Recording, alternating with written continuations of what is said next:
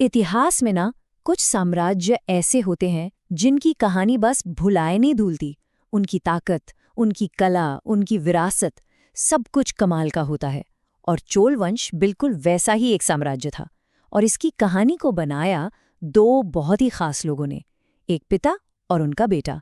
ये कहानी सिर्फ लड़ाइयों की नहीं है, बल्कि एक ऐसी विरासत बनाने की है जो आज भी हमें सोचने पर मजबूर कर देती है। सोचिए जरा, आखिर कोई साम्राज्य हमेशा के लिए यादगार कैसे बन जाता है? क्या सिर्फ जंगें जीतने से या खजाने भरने से? नहीं, बिल्कुल नहीं। बात है एक ऐसी कहानी गढ़ने की जो सदियों तक जिंदा रहे। तो फिर सवाल ये उठता है कि चोलों ने ये कमाल किया कैसे? कैसे उन्होंने अपनी कहानी को अमर बना दिया? चलिए आज इसी को समझने की कोशिश करते हैं। तो ये कहानी है एक डायनेस्टिक डुओ की, एक बाप बेटे की जोड़ी।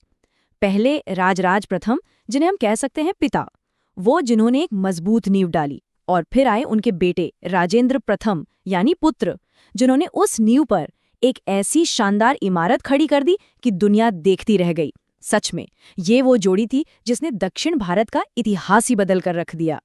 तो चलिए कहानी की शुरुआत करते हैं उस शख्स से जिसने ये सब शुरू किया, वो दूरदर्शी राजा राजराज प्रथम। और बात यह है कि उन्होंने सिर्फ जमीनें नहीं जीती, उन्होंने एक पूरा सपना देखा था। उनकी स्ट्रैटेजी ना एकदम क्रिस्टल क्लियर थी। एक एक करके उन्होंने अपने टारगेट पूरे किए। सबसे पहले त्रिवेंद्रम में चैर नेवी को खत्म किया, फिर उत्तरी श्रीलंका पर कब्जा जमाया।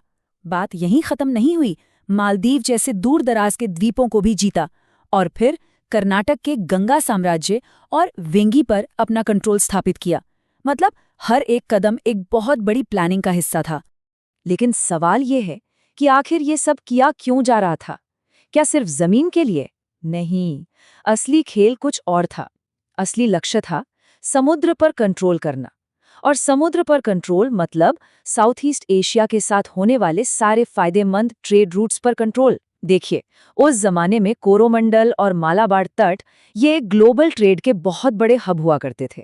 और राजाराज चाहते थे कि इन पर सिर्फ और सिर्फ चोलों का झंडा लहराए। अब कहानी में एंट्री होती है बेटे की। एक इतने पावरफुल पिता के बाद गद्दी पर बैठा एक ऐसा बेटा जिसके सपने, जिनकी एम्बिशन अपने पिता से भी कहीं ज्यादा बड़ी थी। राजेंद्र प्रथम। उन्हें विरासत में एक साम्राज्य तो मिला, लेकिन उन्होंने उसे उन ऊंचाइयों पर पहुंचाया जहां तक शायद किसी ने सोचा भी नहीं था। तो सबसे पहले राजेंद्र ने क्या किया? उन्होंने अपने पिता का अधूरा काम पूरा किया। पांडे और चेर, जो इलाके बच गए थे, उन पर पूरी तरह से कब्जा कर लिया। श्रीलंका की जीत को फाइनल टच दिया, बल्कि ये कहिए कि पूरी तरह से अपने कब्जे में ले लिया। यहाँ तक कि वहां के राजा और रानी के जो राजसी चिन्ह थे, उन्हें भी अपने साथ ले आए। ये जीत इतनी बड़ी थी कि अगले 50 साल तक श्रीलंका चोल कंट्रोल से आजाद नहीं हो पाया।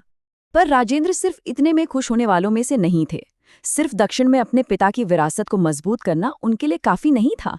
उनकी नजरें थीं उत्तर की ओर, एक ऐसे कारनामे की तरफ जिसके बारे में उस वक्त तक किसी भी दक्षिण भारतीय राजा ने सोचा तक नहीं था। और वो कारनामा था ये, गंगईकोंड चोल। मतलब वो चोल जिसने गंगा को जीत लिया। साल था 1022। उनकी सेनाएं कलिंग को पार करके बंगाल तक पहुंच गईं और पवित्र गंगा नदी को पार कर लिया। आप सोच सकते हैं ये कितनी बड़ी बात थी। और इसी इनक्रेडिबल अचीवमेंट को सेलिब्रेट करने के लिए राजेंद्र ने ये उपाधि ली। ये सिर्फ एक मिलिट्री विक्ट्री नहीं थी, ये एक स्टेटमेंट था पूरे भारत के लिए। लेकिन जैसा मैंने कहा, चोलों की कहानी सिर्फ लड़ाइयों और जीतों की नहीं है, बिल्कुल नहीं। उनकी असली विरासत, उनकी रेल लेगेसी, वो युद्ध के मैदान से बहुत दूर पत्थरों में तराशी गई थी। साल 1010 राजराज प्रथम ने तंजौर में शानदार बृहदीश्वर मंदिर का काम पूरा करवाया। आज भी आप इसे देखेंगे तो देखते रह जाएंगे। ये आर्किटेक्चर का एक जीता जागता चमत्कार है। लेकिन ये सिर्फ एक मंदिर नहीं था, ये उससे कहीं ज्यादा था। ये चोलों की ताकत और उनकी भक्ति दोनों का सिंबल था। इन मंदिरों का एक राज था, एक दोहरा मकसद। ये सिर्फ पूजा की जगह नहीं थी, ये असल में इतिहास की जीती जागती किताबें थीं। चोलों ने कुछ ऐसा किया जो बहुत ही अनोखा था। उन्होंने अपनी हर जीत, अपने शासन का हर ब्यौरा, अपनी हर एक अचीवमेंट, सब कुछ इन मंदिरों की दीवारों पर खुदवा दिया। सोचिए जरा, दीवारों पर लिखा पूरा का पूरा इतिहास। ये शिलालेख पत्थर में लिखी गई हिस्ट्री बुक्स बन गए। और सच कहूं तो आज हम चोलों के बारे में इतना सब कुछ इसीलिए जानते हैं क्योंकि उन्होंने खुद ये पक्का किया कि उनकी कहानी आने वाली हर पीढ़ी तक जरूर पहुंचे। तो चलिए वापस चलते हैं अपने पहले सवाल पर। एक साम्राज्य को यादगार कैसे बनाया जाता है? चोलों ने इसका जवाब दिया, और उनका जवाब तलवार से नहीं बल्कि कला और इतिहास से आया।